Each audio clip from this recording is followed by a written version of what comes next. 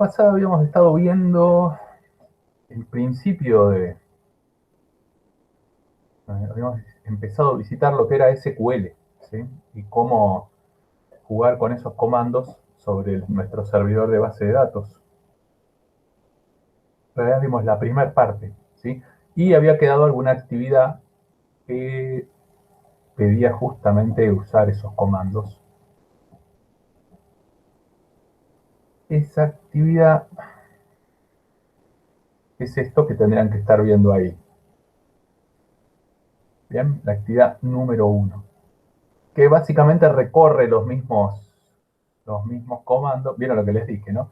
Los mismos comandos que vimos acá en clase, que ahora vamos a tratar de, bueno, de resolver rápidamente.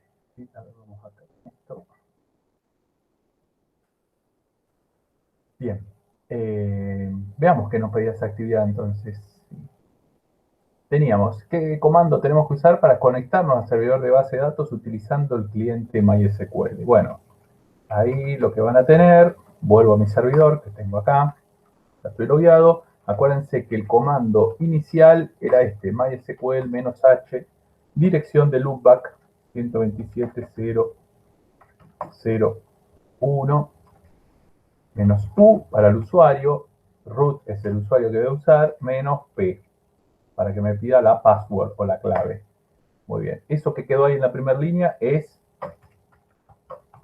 el comando que hay que escribir en línea punteada. Ahí me logueé al servidor, ¿sí? O sea, repito, esto que escribí acá arriba, mysql-h 127.0.0.1-uroot-p, es lo que hay que escribir acá.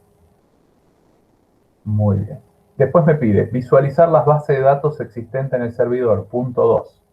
Amplío ahí un poquito. Visualizar las bases de datos. Ahí el comando es show databases. Acuérdense los comandos en mayúsculas. Punto y coma para cerrarlo. Ese comando, esas dos palabras con el punto y coma, es el punto número 2.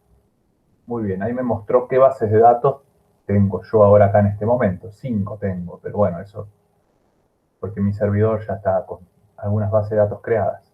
3. Seleccionar la base de datos que se llama MySQL. Entonces, yo ahí tengo que hacer comando use User y el nombre de la base de datos que yo esté queriendo analizar. ¿Bien? claro. Use se usa siempre. Ahí lo acabo de usar. Ustedes van a escribir esto, use MySQL, acá, en esta línea punteada. En el punto 4, avanzamos ahí, visualizar listado de tablas presentes en una base de datos. Bueno, ahí es simple. También son dos palabras. En este caso, show, de vuelta. Era yo. Ah, sí. Y voy a ver las tablas. Ahora es show tables. Hace un ratito era show databases. Para ver las tablas, show tables. Ahí hay 24 tablas, por ejemplo, en esta base de datos. Esta es una base de datos que es necesaria para que funcione el sistema. No está preparada para ningún usuario, ni nunca la vamos a usar. Ahora lo único que estamos haciendo es recorriéndola nada más. La estamos mirando, pero no se usa. No se usa directamente para hablar con propiedad, ¿sí? La necesitamos. Yo llego a agarrar esa base de datos, todo esto no anda, lo que estoy usando ahora. Muy bien. Retomamos. Punto 5. Visualizar la estructura de la tabla user. Cada vez que les pida ver la estructura, ustedes tienen que usar el comando describe. Bien, entonces, miren acá, describe el nombre de la tabla. Servers. Y siempre el punto y coma. Punto y coma, ahí. Muy bien. Ahí me dice que tengo 9 columnas. Acuérdense que el nombre de las columnas está acá, en la primera columna, en la columna izquierda. Server name, host, db, username. Todo eso son los nombres de las columnas. Acuérdense que acá no están viendo los datos ustedes. No saben qué datos tiene. Es más, si quieren ver los datos hay que usar otro comando que todavía no vimos. Lo que están viendo es su armazón. ¿Qué características tiene la tabla en realidad están viendo? Bien. Digamos. Bien, les pide que creen una nueva base de datos que se llame Academia. Es la que vamos a usar en todo este módulo 4 para crear Profe, una nueva base. Sí, perdón. Para crear la base de datos era create, database y el nombre lo que querés crear, ¿no? Exacto. Ah, ok. Nada más, el único cuidado que tenemos que tener ahí, lo voy haciendo acá, es que database ahora va en singular, pues vas a crear una. Y antes estabas mirando varias. Create Database Academia. Ese comando, ahí esa línea con 3 palabras, es lo que tienen que escribir en la actividad. De hecho, si ahora vuelven a usar el comando show databases, ya no se los pide en la actividad, pero si ustedes lo quisiesen usar, van a ver que esa actividad aparece. Esa actividad no, esa base de datos aparece. ¿Ven que está en segundo lugar? Academia, hace un rato no estaba ahí, había 5 bases de datos. Bueno, ahora se intercaló entre information, gem y correo, ahí quedó la base de datos academia. Muy bien, y vienen los comandos más difíciles después. El 7 es crear un usuario para la base de datos que acabo de crear, para academia. Le tengo que poner de nombre así, miren, admin academia. Eso sale muy bien si recuerdan esto. Grant, all, on, el nombre de la base de datos. O sea, esas 3 palabras van siempre, ¿no? El nombre de la base de datos, punto asterisco, para que todas las tablas que el día de mañana tenga academias se vean afectadas, ¿sí? Grant all on, nombre de la base de datos, punto asterisco, bajo, otra palabra clave más, to, el nombre de usuario que quiero crear. Admin academia, me dijo hace un rato la consigna, y otra vez algo que va siempre, arroba, dirección de loopback, 127.001. Muy bien, ahí creé el usuario. Fíjense en los comandos que vimos la semana pasada, al final del video está explicadito eso. Muy bien. Y obviamente en el punto siguiente me va a pedir la contraseña, que también lo vimos la semana pasada. En ese caso, el comando era set password for. Una vez que ponían estas 3 palabras claves, el nombre de usuario, admin academia, arroba 127.001. Bien. Quiere decir que tiene que coincidir este nombre de usuario que acabo de escribir, adminacademia@127.001, tiene que coincidir exactamente idéntico al que acabo de usar cuando utilicé el comando grant hace un ratito. Tienen que ser iguales, ¿no? Entonces, después de agregar esto, ponen un igual, otra vez la palabra password para encriptar, y entre paréntesis, con comillas simples, la clave que se les ocurra. Paréntesis que a su vez adentro tienen comillas simples. Y obviamente punto y coma para cerrar todo. Lindo trabalenguas. Ahí tendría que funcionar. Muy bien. Ahí está el usuario creado con su contraseña en principio. Y me pide que cierre la sesión. Bien. El comando más fácil de todos que es... Quit. No, quit, no. En este caso, exit. Ah, exit. Ah, ok, ok. Bien, lo que sí podemos hacer acá, ya no lo pide la actividad, ¿no? Porque escriben exit y se termina. Pueden probar si Admin Academia les salió bien. En realidad hacen lo siguiente. Hace un ratito ustedes se loguearon así. Es el primer comando que usamos hoy. MySQL -h, ¿verdad? Y acá después de -root, -u, ustedes ponían root. Bueno, lo que pueden hacer es poner el usuario que acabo de crear yo. En vez de -u root, ponen -u admin academia. Y cuando les pida la contraseña, en vez de poner password, ponen 1, 2, 3, 4, 5, 6. Bueno, ese logueo que se acaba de producir significa que esto está bien creado, ¿sí? El usuario funciona. De hecho, si ponen show databases, recuerden que van a ver solo la base de datos genérica, que es information gem, y la base de datos academia, que es la que creamos hace un ratito. Bien, todo esto es lo que hay que hacer en la famosa actividad número 1. Se puede hacer en carpeta, sacarle foto, se puede hacer en la compu y mandar el archivo. Está por ahí, les compartí en la clase. Tienen que ver algo así.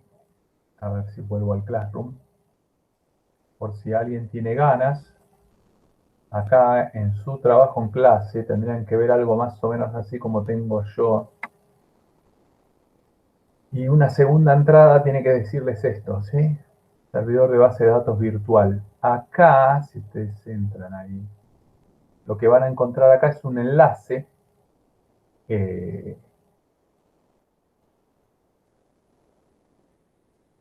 a un recurso compartido en Drive que van a ver dos cosas. El VirtualBox, por si no quieren descargarlo, se puede descargar de la página de VirtualBox. Lo que pasa es que generalmente nos ofrecen la última versión de VirtualBox, que ya está unas versiones más arriba. Esta corre bastante bien, es la que está en la escuela. Así que corre bastante bien en cualquier compu. No es la última, pero para lo que hacemos nosotros funciona. Y esto que es más pesado, que es el archivo, el BDI, es la máquina virtual que uso yo. Es esta pantalla negra, básicamente. Por si alguno quiere probar en su casa. Ahí les dejé el recurso, lo van a encontrar. Viene después del PDF. Lo primero que pusimos es el PDF con el material de estudio y después viene ese recurso. Después viene la grabación, bueno, de la clase pasada, la actividad 1 y después va a seguir agregándose cosas. Muy bien. Perfecto. Esto les quería comentar por si alguno lo quiere hacer de forma práctica, ¿sí? Hasta que podamos volver a la escuela, si algún día volvemos a la escuela. Muy bien. Hermoso. Perfecto. Salgo de aquí. Salgo de aquí. No, me lo apago esto, ya no lo vamos a usar más. Bueno, preguntas al respecto sobre esa actividad 1.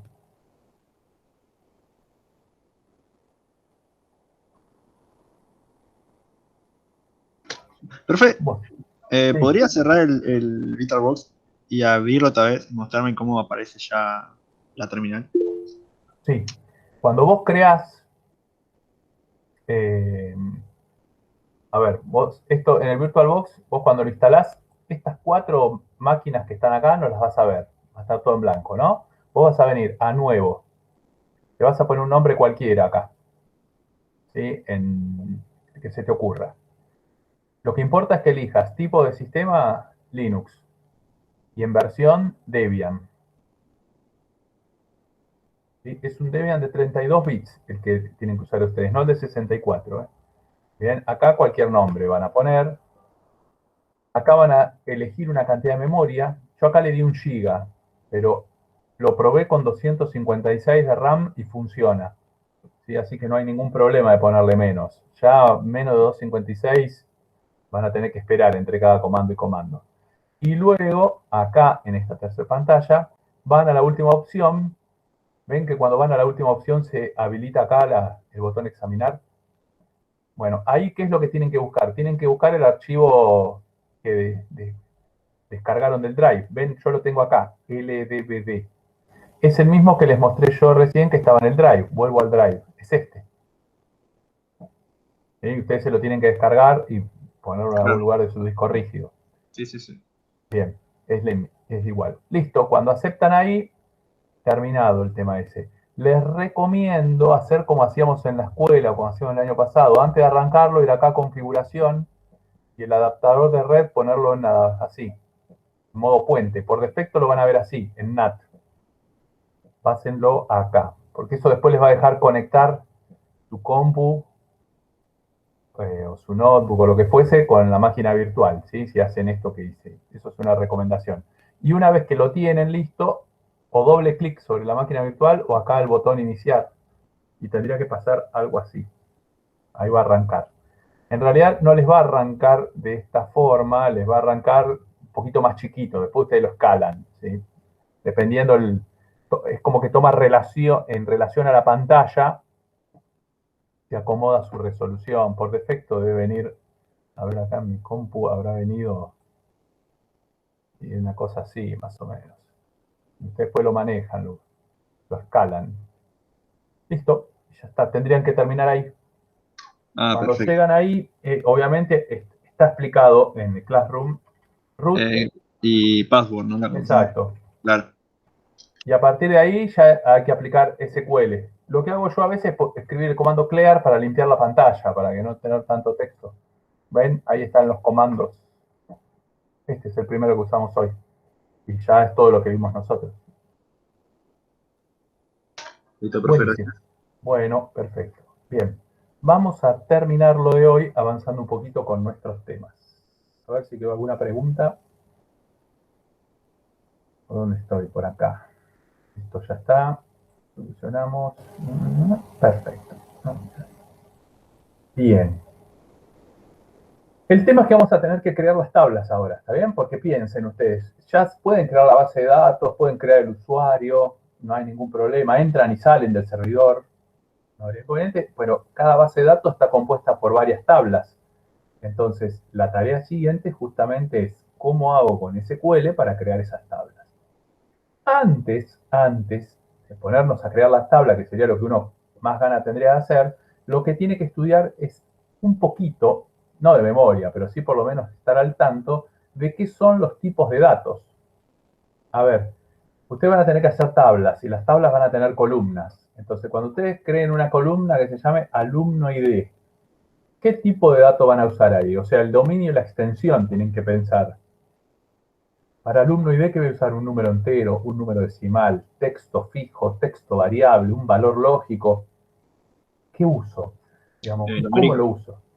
Entonces, ese tema hay que tenerlo en mente. Hay que conocer algo sobre tipo de datos antes de empezar a crear la tabla. O por lo menos tener un machete al lado, que es la idea, ¿está bien? Porque los tipos de datos de memoria, la verdad, nadie se los estudia.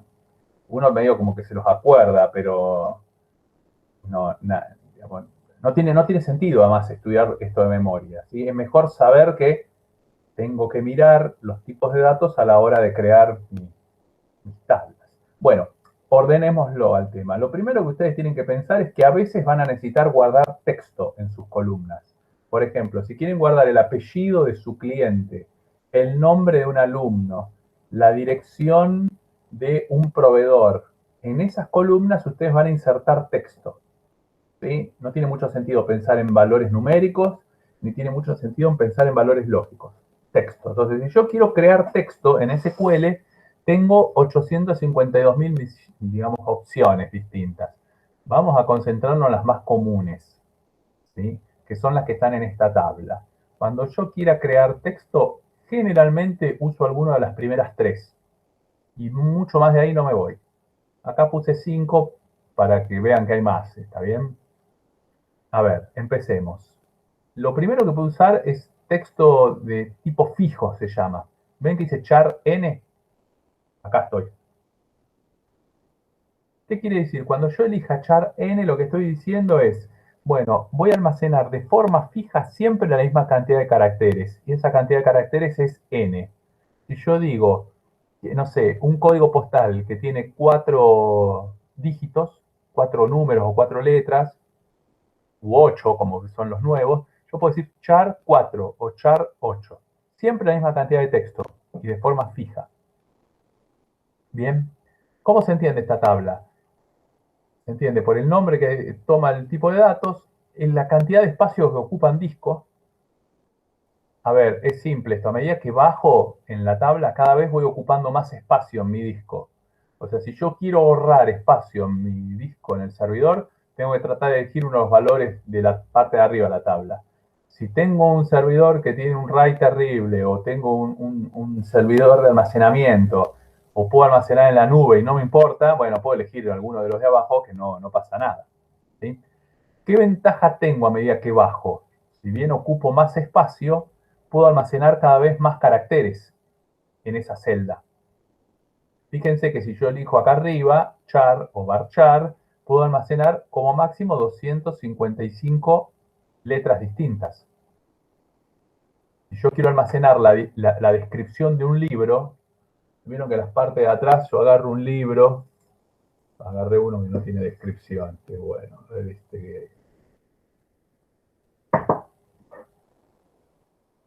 agarré uno que tiene descripción fea. ¿Ven que tiene una descripción, digamos, que es como un resumen el libro ahí atrás? Si esto yo lo quiero almacenar en la base de datos, 250 caracteres no me va a servir.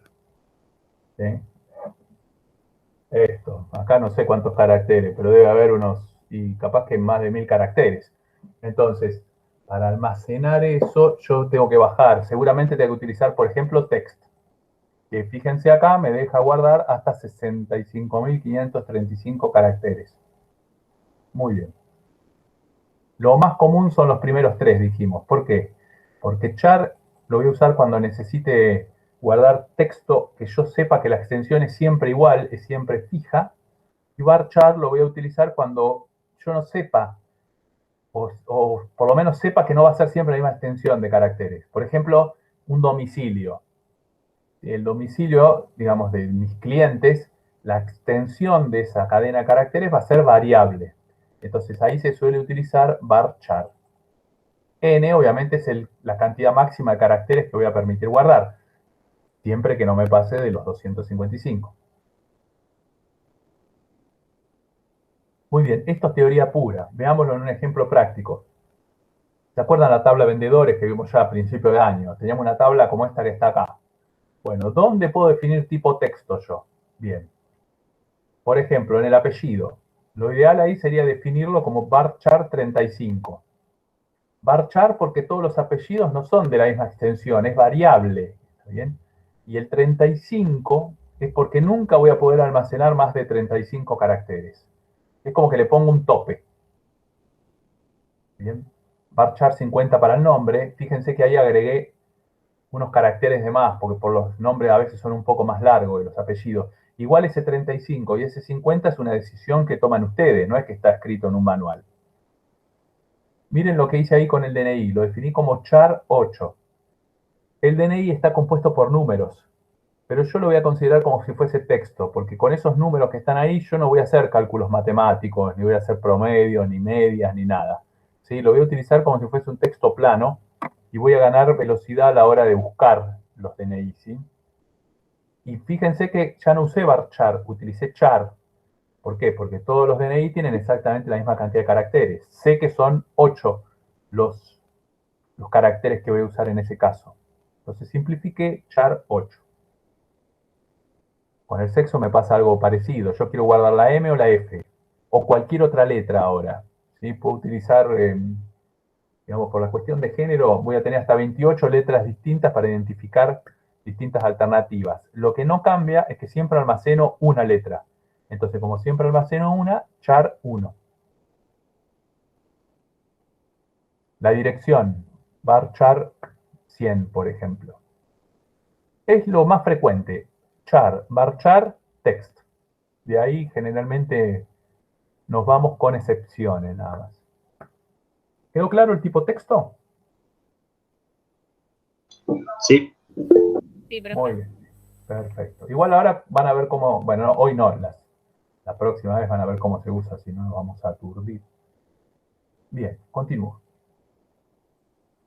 Ahora, no siempre uso texto. A veces puedo usar números también. ¿Sí? Es muy frecuente usar números. Bien, entonces, ¿cómo se piensa esto en términos de SQL? Primero se dividen los números enteros por un lado, los que tienen coma, los fraccionarios o decimales por el otro. Acá no se ve mucho, pero hay como una línea un poquito más gruesa acá por donde está pasando el láser ahí. Entre big int y float, la cuestión cambia. De big int para arriba, son todos tipos de datos enteros. Y de float para abajo son decimales. Bien.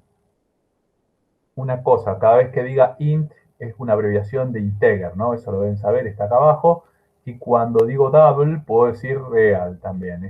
Son palabras intercambiables. Y en el caso anterior, cuando decía text, también se puede utilizar blob. Son sinónimos. Pero bueno, no viene al caso. Vamos con los enteros primero. Tenemos 5 versiones de enteros diferentes. Tiny int o algo así como enteros muy pequeños. Small int como enteros pequeños. Medium int como enteros medianos. Los enteros directamente, los int, o los enteros grandes, big int. A medida que yo bajo en la tabla, como dijimos antes, cada vez ocupo más espacio en disco. ¿Pero qué gano? O sea, voy a perder espacio en disco a medida que vaya bajando. Cada vez puedo almacenar números más grandes. O sea, el rango de valores que yo puedo almacenar crece y crece muchísimo. Por ejemplo, si yo elijo tiny int, va a depender si quiero usar positivos o si no quiero usar positivos. Si quiero usar negativos o si quiero usar solo positivos. O sea, si quiero usar los números negativos, puedo almacenar desde el menos 128 al 127. Y si solo quiero usar positivo, llego hasta el 255. O sea, quiero almacenar la cantidad de alumnos de un curso. Uso tinyInt, porque el 255 me va a sobrar. Quiero almacenar la cantidad de aires acondicionados que tiene la escuela. Uso tinyInt, porque me sobra. ¿Sí? Ahora, hay veces, por ejemplo, quiero almacenar la cantidad de profesores que van a trabajar en mi escuela de ahora en más. Y ya tinyInt, para toda la historia de mi escuela, me quedo corto. Tengo que saltar a smallInt, que me va a dejar almacenar hasta más de 65.000 valores. Y esto crece cada vez más. Fíjense que en la siguiente escala, mi unit a más de 16 millones. ¿Sí? Y si uso el tradicional, el que generalmente hacemos, el int, almaceno más de 4.000 millones de valores. ¿Ven? O sea, crece muchísimo. Obviamente cada vez voy ocupando un byte más en el disco. Ocupo un byte más por cada valor que agrego, ¿eh? O sea que tener en cuenta eso. Igual hoy en día el espacio de almacenamiento, el costo se achicó tanto que ya no le prestan mucha atención como hace 20 años atrás a esto. Lo que sí no hay que confundirse es que si ustedes, por ejemplo, quieren almacenar el precio de un producto, no pueden usar ninguna de estas características. Estos son valores enteros. Esto venía bien para cantidad de alumnos de un curso, para cantidad de aire acondicionado de la escuela, ¿sí? Para cantidad de materias que hay en un plan de estudio. Ahora, si quieren almacenar un precio, si quieren almacenar una nota, el promedio, si volvemos a la escuela, ¿sí? Por ejemplo, tienen que usar algunos de los que están acá abajo. El más común de todos es float. ¿Sí? Aunque los otros también se usan, todos de la misma manera, que ahora les voy a explicar cómo. Vamos a usar el chat. ¿Sí? Pero, digamos, utilizando float, ustedes tienen, fíjense el tope de valores. Pueden utilizar números 3,4 por 10 a la 38, lo cual es muchísimo, ¿sí? O sea, pueden almacenar números muy grandes. Así que float a veces double, pero esto es muy común. Estos que están acá abajo se usan mucho en ámbitos científicos donde requieren mayor precisión, o hacen cálculos o mediciones y requieren, digamos, que el decimal tenga muchísima precisión. Por ahí se usan esas alternativas, pero después en la práctica cotidiana con decimales utilizamos float y generalmente lo utilizamos así. A ver, lo explicamos rápido acá en el chat.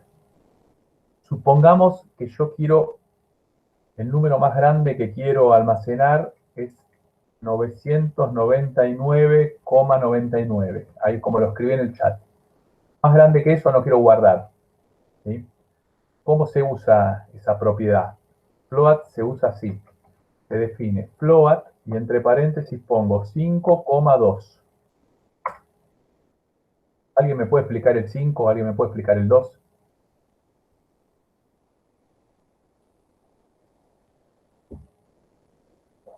Les doy otro ejemplo. Ignacio dice, no, qué raro. Bien, supongamos que yo quiero almacenar un número, y es fácil. Supongamos que quiero almacenar el, voy a hacer otro ejemplo, 1475,5. Eso que está ahí. Leonardo Tulsi dijo cantidad de caracteres en lugar de las comas. Exacto, es eso. Cantidad de caracteres en total, cantidad de dígitos que voy a usar, es el primer número, el 5. Y después el segundo número, cuántos van a estar a la derecha de la coma, el lugar que ocupa la coma. Fíjense el ejemplo que puse ahí. Puse un número como 14.785,5. Si eso yo lo tengo que definir en términos de SQL, es float. Bien, abro paréntesis. ¿Cuántos dígitos en total hay ahí? Ahí hay 6 dígitos. O sea, hay 6 números en total. De esos 6 números, exacto, Ignacio, ¿sí? Uno solo se usa para lugar decimal. ¿Sí? Bueno, así se usa float. Ahora lo vamos a ver en algún ejemplo. A ver qué es lo que tenemos ahora o más adelante. Bien. Bueno, acá mucho número no hay en esta tablita para que ustedes lo vean. Ahí tengo un small int, ahí adelante, en vendedor ID. Y allá atrás, en sucursal ID, como son menos las sucursales, sobre la derecha, tinyInt. Y los otros tipos irán apareciendo de a poco. Y eso es muy común hacer esto. Fíjense que las claves, la primaria o la secundaria, o la principal y la foránea, generalmente son alguna expresión de tipo entero. O sea que ahí van a usar mucho. Bueno, estas dos, tinyInt, smallInt, se usa mucho int también. Van a ver que aparece. Muy bien, se termina esto. Hay dos tipos de datos más que se usan. Cuando quiero almacenar una fecha, que es muy facilito de aprender esto, digamos, ¿no? Son 5 tipos los que tenemos acá. Date, datetime, timestamp, time, year. Y si saben algo de inglés se darán una idea. Y si no, fíjense acá el patrón este, ¿ven? A ver, si quiero almacenar una fecha, tengo que utilizar date. Y me lo va a almacenar como dice acá, ¿ven? 4 dígitos para el año, un guión, 2 dígitos para el mes, otro guión, 2 dígitos para el día. O sea, la fecha de hoy me la va a almacenar, ahora me tengo que acordar cuál es la fecha de hoy, pero es 2021-08-18, así como apareció en el chat. Así guarda las fechas SQL, ¿sí? A la inglesa, digamos. Bueno, después pueden tener otras alternativas, qué sé yo, pueden guardar la fecha y la hora. Ven acá que está la fecha, como se los conté recién, pero después de un espacio, 2 dígitos para la hora, 2 para los minutos, 2 para los segundos. O pueden guardar eso solo, hora, minuto, segundo, como está acá. Para eso tienen que utilizar time.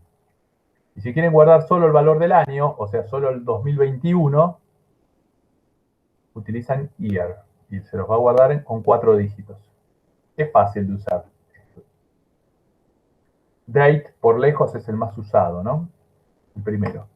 Y otra cosa que se usa también son los valores de tipo lógico. Cuando las respuestas van a ser sí o no. Directamente se escribe bool. ¿Sí? Valores booleanos. O sea, yo le pregunto a alguien si tiene estudios universitarios, la respuesta es sí o no. Bueno, se usa este tipo de datos. Perfecto. Acá, no, bueno, ya se darán una idea. Ven que falta completar 2, completamos casi todo. Ahora viene fecha de nacimiento. Obviamente ahí usé date. Fíjense el formato que tiene las fechas. Lo van a ver, lo van a entender. 4 dígitos para el año, 2 para el mes, 2 para el día. Y allá más hacia la derecha, de tipo lógico, los estudios secundarios. Ahí nos quedó los tipos de datos más comunes, sobre todo. O sea que esta tabla tiene que quedar definida así. Bien, ahora, ¿cómo lo vamos a entender nosotros? Vamos a entenderlo así. Esto lo vamos a dejar ya para la clase que viene. Bien, no hay consultas. Acuérdense que nosotros estábamos creando una base de datos llamada biblioteca. Y en algún momento vamos a tener que agregarle tablas a esto. ¿Sí? Bueno, supongamos que yo quiero crear una tabla que llame libros y quiero agregar una tabla que se llama editoriales y las quiero relacionar. Ya la semana que viene vamos a crear esas dos tablitas, así como está. Bueno, yo necesitaba saber el nombre de las columnas, o sea, libro ID, título, ISBN, año de edición, todo eso lo necesito saber, pero en mi modelo relacional, lo que vimos en el módulo 3, también le vamos a agregar ahora estos valores que nos van a ayudar y mucho. Yo ya en el modelo relacional pienso que el libro ID va a ser de tipo entero. No sé, año de edición voy a usar year. Descripción voy a usar text. No sé, a ver acá en el nombre de la editorial voy a usar texto variable, varchar 30 como máximo. Todas esas cosas se pueden pensar cuando estoy haciendo el borrador de la base de datos. De hecho, se deben pensar en ese momento si quiero trabajar menos después. Porque si no, yo voy a ir al servidor y mientras esté programando cada una de esas columnas, me voy a tener que poner a pensar y decidir qué tipo de dato y qué extensión tengo que poner en cada uno de esos atributos. Entonces, Profe, generalmente, esto se agrega al borrador o uno lo tiene en mente. Él ya pensó algo en relación a esto. Sí, ¿quién iba a preguntar algo? Creo que alguien abrió micrófono o... Estamos bien. Bueno, Fue Tomás. Ahora pregunta Tomás. Bueno, este esquema, así como está en la siguiente clase, seguramente lo estaremos creando. Parece más difícil viéndolo ahí que después como lo hacemos en el servidor, pero digamos, es bueno tenerlo pensado, como decía recién. ¿Sí? Fíjense que hay de todo ya, y ahí ya tenemos dos tablas, tenemos un montón de columnas con el tipo de dato y extensión, tenemos las claves definidas, cada tabla tiene su clave primaria, están subrayadas ahí, y en la tabla de la izquierda, en libros, está la clave secundaria también, abajo de todo. Y como si fuese poco, está hecho la relación también. O sea que hay para trabajar un rato. Y siempre tener el modelo, repito, ayuda muchísimo. Bueno, no sé si alguien quiere preguntar algo.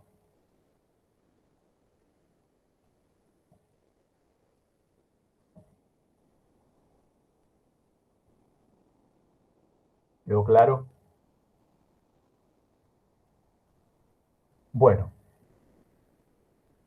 fíjense que la actividad 1, esta que hoy tratamos de resolver, la corrí un poco la fecha de entrega, está puesta un poquito más adelante para no volvernos locos con los tiempos. Y seguramente va a aparecer esta grabación con una actividad en relación nueva, pero sencilla también. No vamos a apurarnos mucho. ¿Sí? Bien, hay una pregunta ahí. Ignacio dice, pregunto algo sobre la clase presencial otra vez. Volvemos a compartir clase con el profe de... ¿Qué dice ahí? Marci. No sé, calculo que sí, que es probable. ¿Sí? Porque era la idea que tenían en la escuela. ¿Están haciendo referencia a lo que hicieron con el profe Benavides o con el profe Fusaro? No me acuerdo. Y no sé, lo decidimos ahí, Ignacio, vemos. ¿Sí? Hagan la rosca ustedes antes. Jorge es el profe, Jorge Benavides.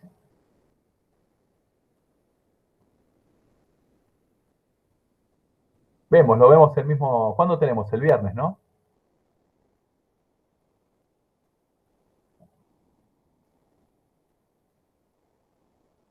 Claro, bueno, el viernes vemos. ¿Sí? El viernes vemos. Nosotros lo que tenemos que hacer en los servidores ahí, vamos a unificar todos los de L140, ya los rescatamos todos, o sea que quedan todos en el laboratorio el 210. Los generación 1 y generación 2 los vamos a llevar todos ahí. Bueno, perfecto. Después siguen hablando ustedes acerca de quién es el zurdo pelado y esas cosas, no vienen acá. No viene a cuestión. No, ahora me veo obligado a recortar este pedazo de la clase. ¿Ven? Yo ya lo iba a subir así como estaba. Bueno, los despido. ¿Sí? Cualquier cosa hablamos. Nos vemos, creo, con algunos pasado mañana. Y con los otros la semana que viene. Un abrazo grande. Cuídense. Chau, chau.